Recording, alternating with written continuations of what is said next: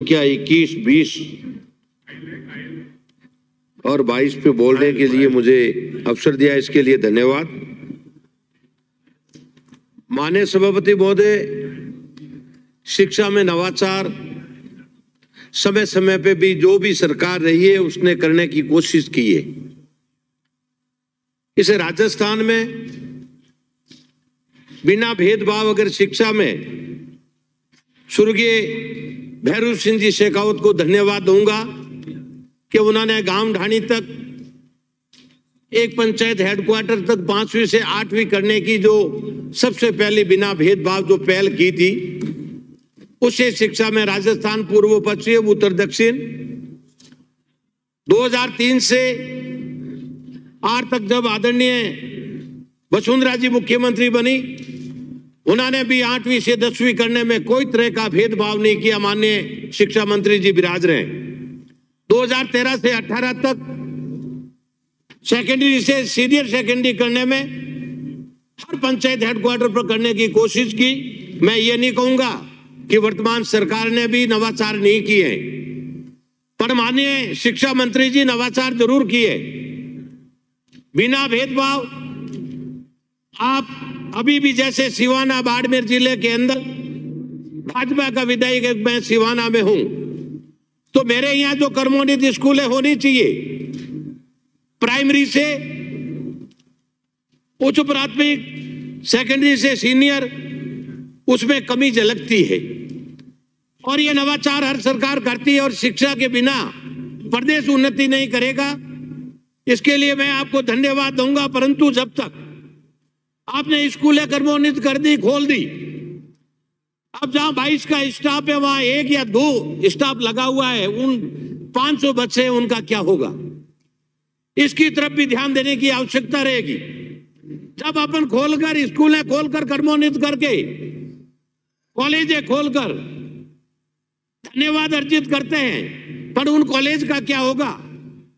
मेरी विधानसभा में 3 कॉलेज है, एक चौथी बन रही है। गुड़ामालानी से लगाकर बालोतरा तक स्थायी एक भी प्रोफेसर, एक भी अध्यापक अब अपने लेक्चरर नहीं है। 700 से 700 बच्चा हर कॉलेज में होगा, उसका क्या हर्ज होगा? इसकी तरफ अगर अपन ध्यान नहीं देंगे तो बच्चों की पढ़ाई नहीं होगी, गुणवत्ता नहीं होगी, तब तक वो आगे नहीं बढ़ेंगे। तो सबसे पहले अपन को यह ध्यान देने की आवश्यकता है। मैं सभापति महोदय निवेदन करूंगा, मूक बधिर, नेत्रहीन और दिव्यांगों को पढ़ाने सीनियर स्कूलें तो खोल दी, लेकिन लेक्चर पद का कैडर बनाना ही सरकार भूल गई। 3000 बच्चों ने पढ़ाई छोड़ दी। अभी भी ना स्पेशल टीचर को पदोन्नति दी, ना ही शाला दर्पण पोर्टल पर पद अपडेट किए। आज उनकी क्या हालत है? उनके लिए अगर नवाचार करके आगे अपन कॉलेजें खोल रहे, जैसे 4-5 प्रदेश में मां विशेष आवासीय स्कूल आपने खोले, सेकेंडरी बांसवाड़ा से लगाकर नेत्रहीन आवासीय बीकानेर, अजमेर, वहां जब तक 11वीं 12वीं करके लड़का आगे नहीं जाएगा तो कॉलेज में कैसे पहुंचेगा? वहां आपके एक भी शिक्षक नहीं है। तो इसके लिए आपको ध्यान देने की आवश्यकता है।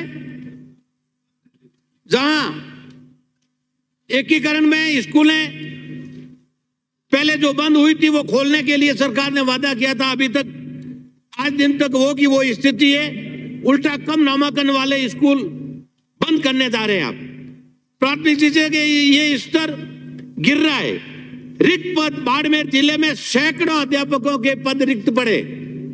माननीय शिक्षा मंत्री जी, आपने बाड़मेर जिले से, जैसलमेर से लगाकर रेगिस्तान स्थान से जितने भी थे उनकी ट्रांसफर तो कर दी, पढ़ने का काम नहीं किया।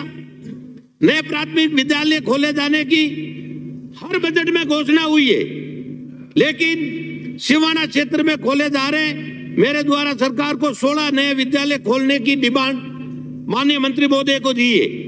क्षेत्र में प्राथमिक विद्यालयों को उच्च प्राथमिक विद्यालयों में कर्मोन्नत की मांग भी आम जन की भी है, जिसमें सिवाना क्षेत्र के लक्ष्मण नगर, तेलवाड़ा, जिनपुर, देवानिया की, गुंगरवालों की ढाणी, बाड़ा नाड़ा सहित 17 विद्यालयों के लिए कर्मोन्नत करने के लिए मैं मंत्री महोदय जी से निवेदन कर चुका हूं।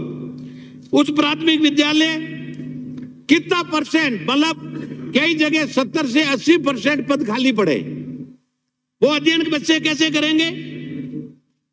रिक्त पदों के अलावा भवन जो है उनकी भी स्थिति ये कि ये बनी हुई है। जब तक बच्चों के बैठने के लिए अपने स्कूल खोल देते हैं, भवन नहीं है, चार दीवारी नहीं है।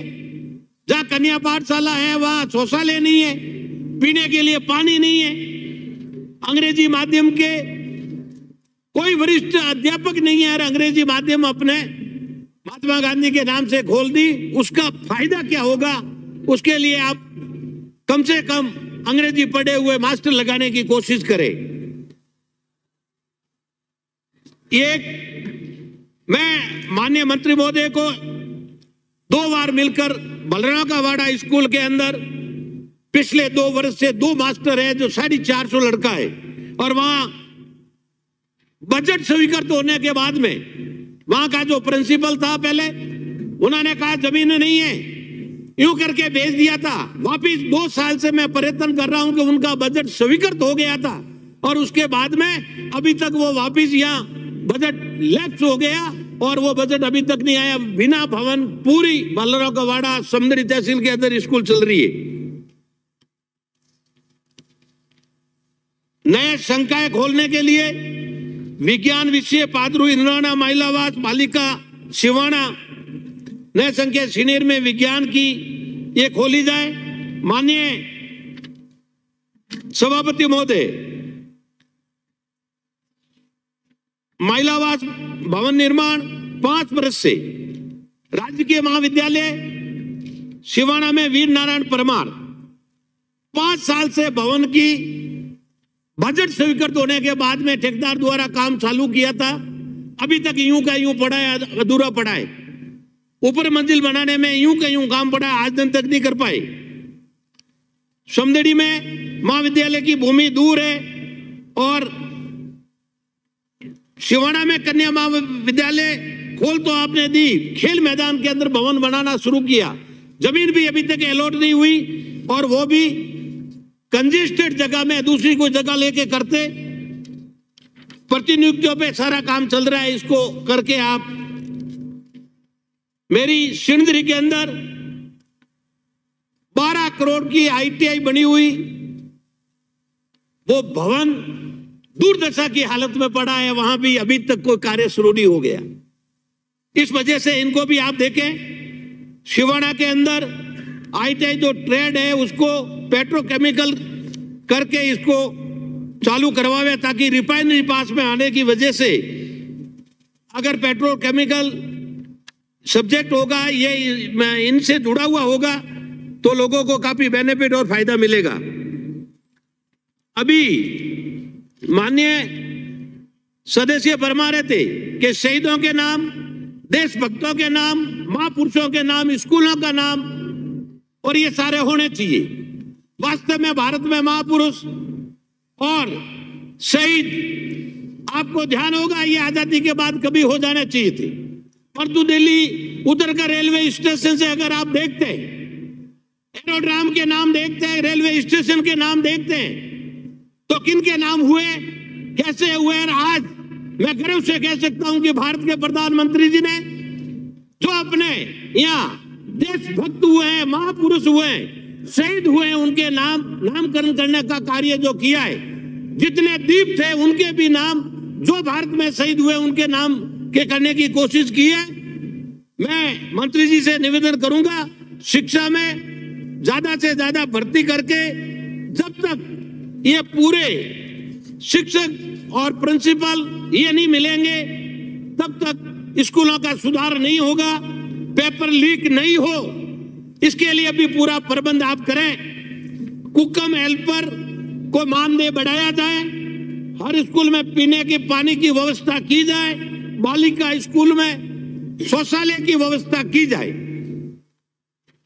अंग्रेजी स्कूलों में भी जो खाली पड़ी है टीचर पद वो भरे जाए, और हाई टेंशन बिजली की लाइनें कोई स्कूलों के ऊपर होकर गुजर रही है कई जगह, उसको भी हटाई जाए।